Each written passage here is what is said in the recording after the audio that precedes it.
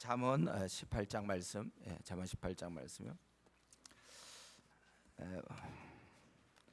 미련한 자에 대해서 얘기하는데, 미련한 자의 특징은 먼저 보니까 스스로 갈라지는 자다 이렇게 돼 있어요. 분파를 조성하는 자, 하나님께서 미련한 자라고 얘기하고 있습니다. 우리는 언제든지 우리의 생각이나 우리의 마음, 우리의 행동이 우리가 나누면 안 된다. 마치 부부가 하나이듯이 우리가 이 공동체 이렇게 부름받았기 때문에 어떻게 하면 내가 나누면 안 된다. 늘 그런 생각을 가져야 됩니다. 그래서 자꾸 나뉘려는 사람은 그것은 미련하다고 얘기했고, 그런 사람은 자기 의사만 드러내기를 기뻐한다. 2절에 보니까 자기 바른 분별력은 싫어하면서 자기 의사를 드러내기만 기뻐한다. 그런 자에게 그런 멸시와 능욕이 함께 오는 것입니다. 그래서 이에 비해서 명철한 자의 말은 깊은 물, 또 지혜의 샘 솟구쳐 흐르는 내와 같다 그랬어요. 그 사람과 대화를 해보고 그 사람과 이렇게 해봤을 때 명철한 자에게는 이런 좀 깊은 물, 지혜의 샘 그런 것이 넘쳐난다는 것입니다. 또 이렇게 미련한 자는 참 그 의인을 억울하게 만들기도 합니다. 여기 보니까 의인을 참 억울하게, 바른 자를 참 마음을 아프게 하는 그것이 바로 미련한 자의 모습입니다. 가만히 있지 않고 그는 오히려 악인을 두둔하고, 그러니까 잘못된 자를 오히려 감싸주고, 그러고서 의인을 어떻게 하든지 의인을 참 억울하게 하는 그것이 바로 미련한 자의 모습입니다. 그의 입술은 항상 다툼을 일으키고 또 매를 자청하고 또 멸망이 되고 영혼의 그물이 된다는 그 입술 다 입이 그런 일을 한다는 거예요. 이 말이라는 게 얼마나 무서운 것인지 우리는 알 수 있습니다. 또 우리는 8절에 보면 그 미련한 자는 남의 말하기를 좋아한다 그랬어요. 남의 말하기를 싫어하지 않고 남의 말하기를 좋아하는 사람이 있단 말이죠.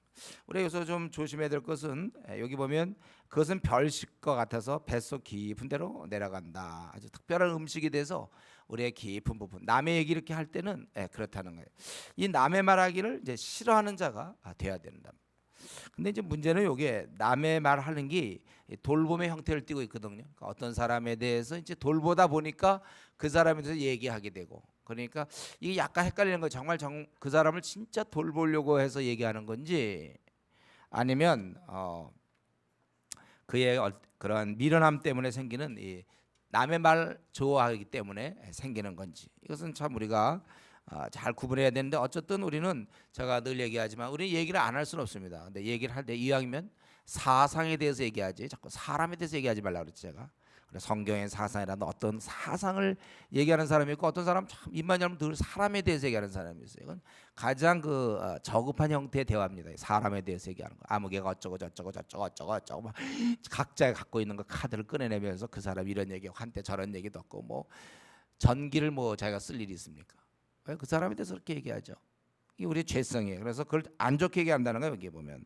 그래서 남의 말하기를 좋아하는 자는, 우리는 지혜로운 자는 어쨌든 되도록 우리는 사람에 대해서 얘기하지 말고 우리 한국 교회에 대해서 얘기하고 우리 교회에 나아갈 방에 대해서 얘기하고 어떻게 이번 수련을 잘 치를 수 있으며 또 어떻게 우리가 이 정말 교대에 들어가며 또 우리 회복센터는 어떻게 할까, 우리가 좀 외국인 근로자는 어떻게, 이런 얘기를 자꾸 해야지.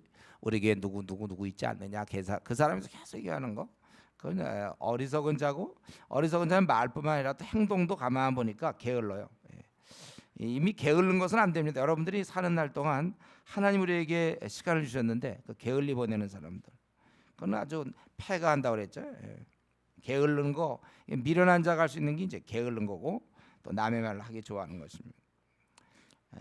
이에 비해서 또 이 미련한 자는 또 의지하는 게 뭐냐 하면은 11절에 보면 재물을 의지한다고 그랬죠. 의인은 하나님께 피하지만 이 미련한 자들은 자기 재물을 의지한다는 것입니다.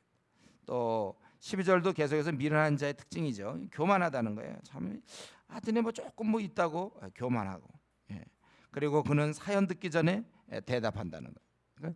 그래서 욕을 당한다. 들을 끼가 없는 겁니다. 얘기를 듣기 전에 대답하는 사람, 사연을 듣기 전에 대답하는 사람 욕을 당하느라. 그게 아닌데 자기가 그냥 추측해서 그렇게 해본 결과 오히려 욕을 당하게 된다. 좀 더 우리가 사람들과 대화할 때는 좀 더 침착하게 들을 귀가 있어야 되는 거예요. 그리고 계속해서 이제 14절부터 우리 마지막까지는 여러 현상에 대해서 얘기하고 있습니다. 여러 현상에 대한 이거 참 귀한 통찰력인데요. 우리가 이러한 그 잠언을 통해서 이런 것들을 우리가 배우게 되는데, 거기 보면은 사람의 심령은 그의 병을 능히 이기려니와 심령이 상하면 그것을 누가 일으키겠느냐. 그가 이제 이렇게 바라보면서 아주 사람에게 참 힘든 거 한 가지, 나를 계속해서 움직이고 있는 나, 바로 그 자신이 병들 때 어떻게 할 것이냐. 심령이 상하면 방법이 없다는 거예요. 뭐 우리는 이제 기도하겠죠. 오직 기도 외에는 방법이 없을 텐데 심령이 상하는 경우가 있어요. 그러니까 보통 자포자기하는 사람들 있지 않습니까? 여러분 그 무슨 역 주변에 가보면 이렇게 노숙자들 같은 사람들, 이제 심령에 어떤 무슨 사건이 자기 생에 있었던 것입니다. 그걸 곱씹게 되죠. 못 빠져나오는 거예요. 그래서 상해지는 거예요. 그러니까 그런 상황을 통해서 아주 삐치거나 아니면 아주 억울하게 하는 거죠. 그런 상황을 놓고 너무나 억울해가지고 빨리 잊어야 되는데 계속 그 억울함에 계속 빠져들어가는 거예요. 제가 이전에 한번 약간 귀신 들렸다고 봐야 되겠죠. 거의 이제 곳까지 간 여성을 만난 적이 있었는데, 그 사람은 이제 그 마음에 자기가 원하는 게 있었어요. 그게 안 이루어지니까 이제 그 남편과 얘기하면서 자기의 첫째 딸인지 아들인지 걔를 이제 자기는 선교원에 보내고 싶었던 거예요. 그래서 그렇게 자기는 그게 꿈이었어. 너무나 얘가 그냥 가서 하나님 말씀 배우고 그냥 너무 좋은 거예요. 출발은 참 좋았죠. 근데 이제 안 믿는 남편이 그걸 막은 거예요. 그래서 못 보냈어요. 그러면서 애가 좀 약간 이제 자기 생활은 잘 안 크고 막 이러는 과정에서 그때 선교원 보냈어야 되는데 집착이 시작돼서 그걸 계속 하니까 마음에 자꾸 분함이 생기고 억울함이 생기니까, 여러분 마음의 분함이나 이런 억울함, 그래서 우리 에베소 4장에 나왔죠. 4장 27절 26, 27절 보니까 뭐라 나왔습니까? 거기 마귀가 틈을 낸다 그래서 우리가 분을 내어도 해가 지도록 품지 말라고 그랬는데, 어떤 걸 하나 품고서 일주일 동안 품고 있고 2주일 동안 품고 있고 그동안 완전히 마귀의 종노릇하는 거예요. 그것은 마귀가 우리를 갖고 노는 겁니다. 그래서 이러한 심령이 상할 때 이렇게 자꾸 내가 그게 억울하다. 지금 이 시간에 여러분 생각하셔야 돼요. 내가 이게 참 내가 어째 나한테 그런 일이 생겼나, 억울하다, 참 분하다. 자꾸 그러면 심령이 자꾸 갉아먹는 거예요. 그래서 아주 연약해져서 튼튼하던 심령이 연약하게 되는 거예요. 우리가 어릴 때 특별히 아주 어린 나이에 이런 게 있으면 이건 참 회복이 안 되는 거죠. 그러니까 어제 기도할 뿐이에요. 그러니까 여러분 제가 살아오면서 내가 왜 하필 나에게 이런 일이 생겼는가, 그걸 놓고 자꾸 곱씹으면 우리는 심령이 상해져요. 그건 잊어야 돼요. 하나님께서 이렇게 허락하셨다. 나에게 뭐 필요한 거. 내가 혹시 실수할 수 있어? 그럼 내가 실수한 거구나. 딱 받아들이세요. 그럼 내 사는 날 동안 한 번도 그런 일이 안 생길 거라고 믿습니까, 여러분들이? 살다 보면 이런 일 저런 일 우리에게 당하는 거예요. 정말 예상도 못한 일인데 엉뚱한 일이 당해. 엉뚱한 일이 벌어져 내 삶 속에서. 그걸 인정하는 거죠. 우리는 좀 길게 보고 하나님의 무슨 뜻이 있겠지, 그래서 견뎌야지. 그걸 분노를 가지고 있잖아요. 계속 곱씹으면 그때 그게 아니야. 그때 그거 막 끝없어요. 이미 지나간 건데 뭐. 그럼 자꾸 마음에 분노가 생기고 심령이 연약해지는 거예요. 심령이 상해지는 거예요. 그러니까 노숙자들 있잖아요. 그런 사람들 아무런 그런 심령이 이미 상해서 다 뭐 딴 거 다 필요 없어. 그때 뭐 부부간에 문제가 있을 때 그냥 그게 노함이 생겨가지고는 다 필요 없어. 이제 그 다음부터는 자기 생뭐 다 그냥 그냥 망치리고 싶어. 그냥 마귀가 망쳐라 얘기하니까 망치고 싶은 거죠. 우리가 기도 외에는 방법이 없는데, 제가 이제 안타까워 생각하는 건 한국 사회가 이렇게 심령이 상한 사람이 너무 많아요. 그냥 될 대로 되라. 자기를 막 방탕에 방임하게 되는 거죠. 하나님 없는 자처럼. 모르겠다 뭐. 그냥 뭐 자기가 그냥 한 번 이렇게 삐뚤어대 갖고 계속 그렇게 되는 거예요. 이런 사람이 점점 늘어간다고 생각할 때 여러분들, 의인인 여러분들이 빨리 정말 다 우리가 힘을 합해서 우리 교회가 수많은 의인들을 키워내서 그런 사람들을 다 구해내야 될 겁니다. 그러니까 제일 좋은 건 이 삐뚤어대기 전에, 특별히 막요 사춘기 전후 이럴 때 꽉 잡아서 삐뚤어대지 말고, 또 우리가 살아오면서 아주 젊은 날에 좀 잘못될 수 있지 않습니까?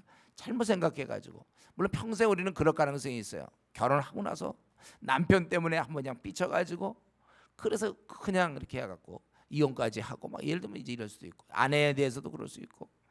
어쨌든 우리는 딴 건 몰라도 내 심령이 상해서는 안 돼요. 이걸 위해서 기도해야 됩니다. 내가 어떠한 가운데도 늘 나는 바르게 판단할 것이며 내 심령을 견고하게 해서 어떠한 상황이 와도 이길 수 있도록, 그것이 필요한 것이지. 자포자기, 이거 아주 안 좋은 거야. 자포자기. 이거 뭐, 그러니까 우리가 자살을 안 했을 뿐이지 자기를 죽인 거 아닙니까? 자포자기라는 거. 그냥 다 그냥 에이 몰라, 귀찮아, 그냥 다 뭐 술이나 먹고, 그냥 세상 사람들은 술이나 먹고, 이런 우리가 잠수 타는 것도 약간 이런 쪽이랑 가까워지는 거예요. 그러니까 조심해야지, 잠수. 심령이 상하면 그것을 누가 일으키겠느냐. 또 명철한 자는 지식을 한다. 그럼 계속해서 그런 얘기를 했어요. 우리가 사모해야 될 것은 하나님의 지식, 우리가 이 진리에 대해서 여러분들 다른 어떤 것보다도 매일매일의 삶에서 눈을 뜨면 하나님 말씀을 내가 더 오늘도 배워야 되겠구나, 더 사모, 이런 사모함이 있어야 되는 거예요. 사모함. 또 선물은 그 길을 넓게 하며 또 존귀한 자 앞으로 그를 인도하느니라. 제가 우리 뇌물은 참 나쁘다고 그랬죠. 뇌물은 성경에서 지금 뇌물은 언제든지 나쁘게 얘기하는데, 그 선물, 좋은 뜻으로 이렇게 하는 그 선물은 그 얘기를 넓게 한다는 거예요. 이건 의인들이 하는 일이에요, 의인들. 그래서 제가 여러분에게도 서로에게 좀 선물을 잘 주라고 그랬죠. 서로 조그만 선물이라도 선물을 주는 것은 그 사람을 사랑하는 하나의 모습이에요. 그래서 뇌물은 나쁘지만 자그마한 선물에도 서로 이렇게 주고받고 하는 그런 좀 모습들, 이건 이제 지혜로운 자가 할 수 있는 일입니다. 절대 자기 돈 안 쓰려고 하는 사람, 그거 아까워하는 사람들, 그게 그래서 되겠습니까? 선물은 존귀한 자 앞으로 그를 인도할 정도다. 그리고 송사에서는 먼저 온 사람의 말이 바른 것 같으나 그의 상대자가 와서 밝히느니라. 먼저 어떤 얘기를 듣잖아요. 그럼 그 사람 말이 맞은 줄 알아요. 그러나 잠시 뒤에 이제 그 사람이 와서 또 얘기하면 그것이 잘못됐다는 걸 알 수 있다는 거예요. 근데 여기서 조심할 것은 자기가 자기를 알아야 돼. 자기는 어떤 사람인가. 이런 사람이 있단 말이에요. 좀 이렇게 아주 이렇게 중심이 잘 돼 있지 않은 사람들은 보통 먼저 얘기 듣는 쪽으로 쏠리는 사람이 있어요. 한번 딱 쏠리면 그 다음 누가 얘기해도 안 들어. 자기가 그런 스타일일까 조심하세요. 아주 객관적이어야 돼요, 여러분들. 상황이 불리하더라도 아주 객관적으로 얘기해서 먼저 누가 얘기하느냐에 따라서 굉장히 많이 달라져요. 이게 이제 깨어있는 영성이 아닐 때 그렇습니다. 그래서 아무리 그 사람이 아주 좋은 얘기해서 그걸 자기가 믿었다 하더라도 그 다음 상황을 들여다보면서 아닐 때는 아니구나, 잘못됐구나, 이걸 깨달아야 된다. 세상 사람들은 안 그런 것 같아요. 누가 먼저 얘기하느냐에 따라서 굉장히 달라지는 거예요. 또 제가 한번 그런 얘기 했죠. 고등학교 때 그런 친구 있었다고. 아무리 둘이 이제 막 친해지다가 누가 걔에 대해서 뭐 안 좋은 얘기 들으면 자기도 끊어, 그 친구를. 얘기도 안 하고 끊어. 그 사람은 이제 그 얘기를 들었으니까 제가.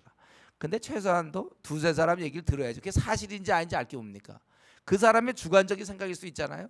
그 얘기를 들으면 그냥 여러분 가까운 사람을 잘 해야 돼. 가까운 사람들 뭐 아내일 수도 있고 남편일 수도 있고 가족일 수도 있고 교회 내에서 친한 사람일 수 있는데 그 사람이 얘기하면 무조건 믿으려고 그러면 안 된단 말이에요. 두세 증인이 있는가? 이게 참 중요한 거예요. 두세 증인이 있을 때, 그래서 송사에서는 먼저 온 사람의 말이 바른 것 같으나 그의 상대자 와서 밝히느라. 근데 아예 그 밝힐 수 있는 기회도 안 주는 거예요. 그냥 그것을 그냥 그 말이 맞다라고 믿어버리는 거예요. 이건 어리석은 자예요. 여러분들이 앞으로 대인관계함에 있어서 여러분이 어떤 얘기를 누구한테 들었어요. 그러면 그랬구나 이렇게 믿지 마세요. 들었다 하더라 그러면 뭐 좋은 얘기면 좋지만 그렇지 않으면 그것에 대한 어떠한 그 제3자가 있을 거 아닙니까? 그 사람이 그럼 뭐라고 얘기했는지 어떻게 얘기했는지 그걸 들어야 돼요, 여러분들이 항상. 그렇지 않으면 우리는 굉장히 편벽됩니다. 아주 이렇게 한쪽으로 치고 왜곡되게 되는 거예요. 우리는 항상 모든 문제 있을 때 여러분들 뭐 100번 토론 같은 거 그런 거 보면 올릅니까? 그런 거 할 때 보면 이쪽 말을 들으면 꽤 맞는 거 같은데 또 이쪽 얘기하면 또 이런 말이 있잖아요. 항상 이런 걸 잘 해야 되고, 여러분들이 마찬가지예요. 누구에 대해서 얘기를 들었을 때 그냥 그렇다고 100% 믿지 마십시오. 그 말 말고 또 다른 사람이 와서 뭐라고 얘기하는지를 들어야 돼요. 그래서 지혜로운 사람은 그 상대자 이미 요 말 속에는 그의 상대자의 얘기를 듣는다는 거예요. 정말 그랬습니까? 그렇게 하신 거 맞습니까? 들어야 된다는 거예요. 그럴 때 밝히니라. 그래서 먼저 온 사람의 말이 바른 것 같지만, 그러니까 친구끼리 맨날 얘기하니까 걔 얘기가 맞을 것 같죠? 아니에요. 그런 상대방의 얘기 들어야 돼. 우리는 항상 이런 면에 있어서 좀 더 명철해야 됩니다. 성경에서 그렇게 얘기하고 있는 거예요. 송사에서는 먼저 온 사람의 말이 바른 것 같지만 그의 상대자가서 밝히고, 그리고 서로 팽팽할 때는 제비를 뽑는 것이 다툼을 그치게 한다. 그래서 중요한 것은 이 다툼을 그치게 하는 게 중요해요. 다툼이 안 생기도록.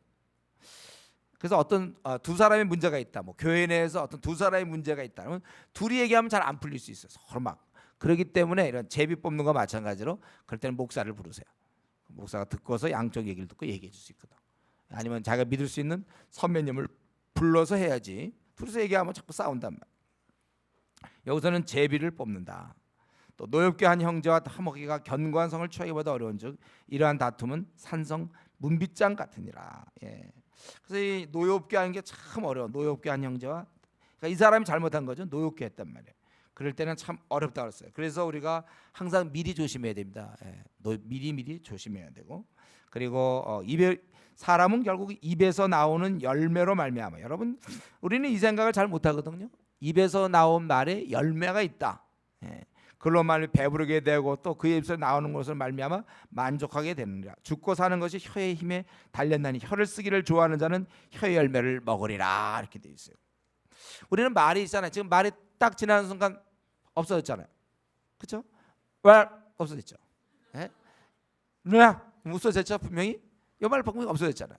설교 시간에 이러면 안 되는데, 하여튼 말이라는 게 딱 얘기하는 순간 없어지잖아요. 그러니까 우리는 속고 있어요. 내가 한 말이 그냥 나간 걸로 생각해. 근데 이상해요. 말이라는 건 반드시 열매가 있는 거예요. 내 입 밖에서 나간 것은 그냥 나가는 법이 없어요. 반드시 열매가 있다. 요거를 우리가 좀 더 지혜로운 자들은 내 말은 열매가 있는 거구나. 열매가 있는 거. 열매가 있는 거. 축구 같은 것도 내가 볼을 차면, 공을 차면 그 찬 힘대로 어딘가를 갈 거 아닙니까? 말이란 게 그게 튄단 말이에요. 상대방을 때로는 죽이기도 하고 살리기도 하고, 그걸로 인해 내가 배부르기도 하고 만족하기도 하고 열매를 먹기도 하고. 말이라는 거 열매가 있다는 사실을 꼭 명심해야 되겠습니다. 또 아내를 얻는 자는 복. 이 지금 제가 잠언이 참 이거와는 무슨 관계인지 잘 모르겠는데, 하여튼 이것은 일반적인 잠언 기자 깨닫는 대로 이런 걸 얘기하는 것 같아요. 그래서 아내를 얻는 자는 복을 얻고 여호와께 은총을 받는 자라. 아내를 얻는 건 굉장히 복이 있는 거예요. 누가 자기를, 형제 입장에서 한번 생각해봅시다. 뭐 이제 자매 얘기를 여기서 안 해서 그런데 형제 입장에서 생각해보세요. 누가 자기를 위해서 이렇게 희생합니까?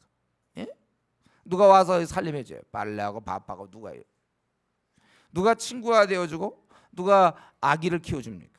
누가 도와주고, 누가 옆에서 사랑으로 조언해주고, 함께 걱정하고, 또 내 말에 이렇게 순종하고, 누가 그런 일 돈 받고 누가 돈 줘도 그렇게 안 할 텐데.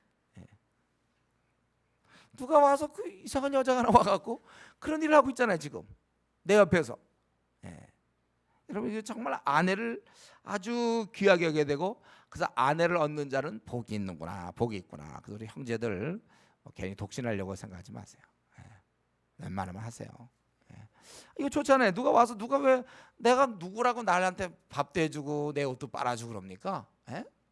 내 얘기도 들어주고 항상 내 편이 되고, 나그네께서 항상 나를 지지해주고 사랑해주고 또 내 말 잘 들어주고 순종하고 도와주고 돕는 배필이 되고, 이거 진짜 좋은 거예요. 그러니까 그래서 아내를 얻는 자는 복을 얻는다. 저도 원래는 35살에 결혼하려고 그랬잖아요. 35살에 결혼하려고 그랬지만 하나님의 은혜, 지금 생각하면 은혜죠. 그래서 30에 결혼했다 그랬잖아요, 제가. 근데 나는 그게 참 잘했다 이런 생각이 들어요. 그 5년 못했으면 얼마나 손해 볼까. 물론 이제 본인이 원하지만 이제 현재 짝을 못 구한 사람한테 좀 그럼 노력하라, 노력하시고 이런 아내를 어떻게든지 쟁취하자 이런 생각이에요. 아내를 꼭 얻어서 이거 참 좋은 것이다. 사실 우리가 이 아내의 그런 역할을 좀 생각하면 우리도 다른 사람에게 그렇게 대해줄 수 있지 않을까요? 정말 그 사람을 아내가 나한테 해줬던 것처럼 나도 그 사람을 위해서 걱정해주고 그 사람을 도와주고 사랑해주고 순종해주고 그의 유익이 되는 뭐 그런 삶을 우리가 살 수도 있을 겁니다.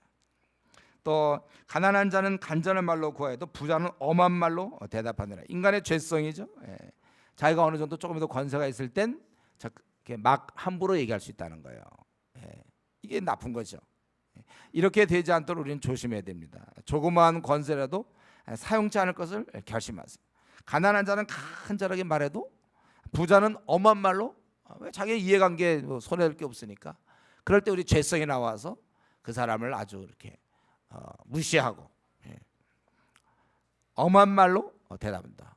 기왕 이렇게 꼭 그렇게 얘기 안 해도 되는데 그런 식으로 우리 회사에서 뭐 갑의 입장이 있고 의뢰 있지만 갑의 경우 항상 자기가 베푸는 입장이니까 은행에서 예를 들면 예금하러 갔다 그러면 아주 막 그 은행원들이 아주 막 좋아한다. 뭘 예금을 한 50억 할까요? 그래 보세요. 그러면 어서 오세요. 막 이럴 거 아닙니까? 그러나 이제 만약에 한 500만 원만 빌려 주십시오. 그래 보세요. 뭐 이제 서류 쓰고 막 이런 식으로 예를 들면 이 자세가 달라. 뭘 우리가 이거 할 때와 이거 할 때 자세가 달라. 저 역시도 마찬가지고 여러분도 마찬가지. 우리 나그네 길에서 항상 내 위치가 이렇게 될 때 항상 여기 있는 것처럼 가난한 자는 간절한 말, 내가 필요할 때는 간절하고 또 내가 좀 약간 베푸는 입장일 때는 좀 엄하게 얘기하는.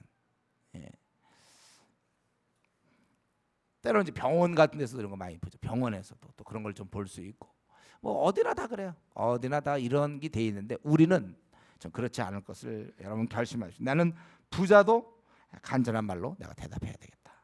그런 거. 많은 친구를 얻는 자는 해를 당하게 되거니와 사람이 다 뭐 이렇게 완전치가 않으니까 그만큼 고통을 받을 수 있다는 거예요. 또 그러나 그런 중에도 또 어떤 친구는 형제보다 친밀. 그걸 잘 구분해야죠. 친구 관계를 잘 하라는 거.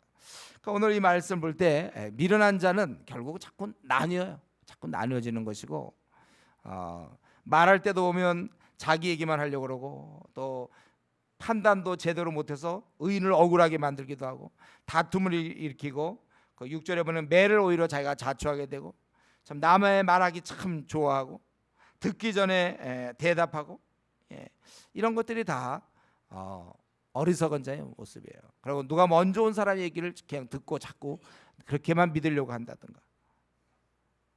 우리가 이러면 그리고 행동은 말은 그렇게 하고 행동은 게으르고 그러니까 게으른 걸 자꾸 죄가 아닌 것처럼 생각해요. 그러니까 우리가 하나님 주신 것을 잘못 사용하는 것, 시간을 잘못 사용하는 것, 그게 어떻게 죄가 아닙니까?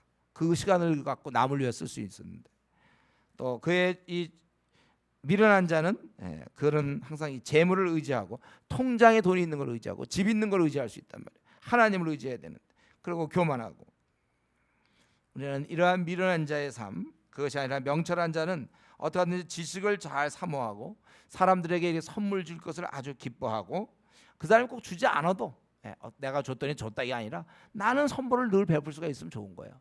어떤 선물을 주기를 기뻐하고 또 양쪽 얘기를 듣지 한 사람 얘기 듣고 판단하지 않는다는 거예요. 양쪽 얘기 듣는 게 지혜로운 자고 말에 열매가 있으며 또는 그는 아내를 얻는 자고 또 좋은 친구를 형제보다 친밀한 친구를 사귀는 자가 명철한 것이고 이런 과정에서 제일 중요한 건 심령을 여러분 지켜야 돼요. 악한 마귀가 우리를 자포자기하게 만들고 우리를 왜곡시킬 수 있다는 것입니다. 심령 우리가 지켜야 될 것입니다.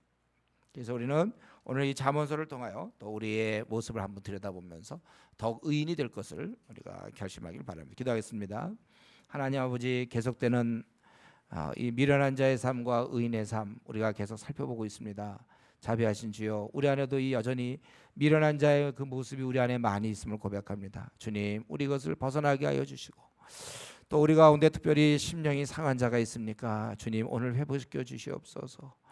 연약한 우리 인생이 이 거친 이 나그네 길을 가면서 이런 일 저런 일 많이 당하는데 주님 너무 힘들어하지 않게 하시고 하나님께서 이렇게 허락하셨음을 인정하고 이제라도 이 안에서 최선을 다할 것을 저희가 결심하게 해 주시옵소서. 자비하신 아버지 이 말이라는 것이 한 번 입 밖에 나가면 반드시 열매를 맺는데 나가기 전에 우리가 참 조심할 수 있게 하시고, 우리는 항상 공평한 자가 되어서 한 사람의 얘기만 듣고 결정하지 않게 하시고 여러 사람의 얘기를 잘 듣게 하여 주시며, 아버지 하나님이시여, 우리가 참 하나님만 온전히 의지하며 또 말에 조심하면서 또 게으르지 않는 자 되도록 주님 축복하여 주시옵소서.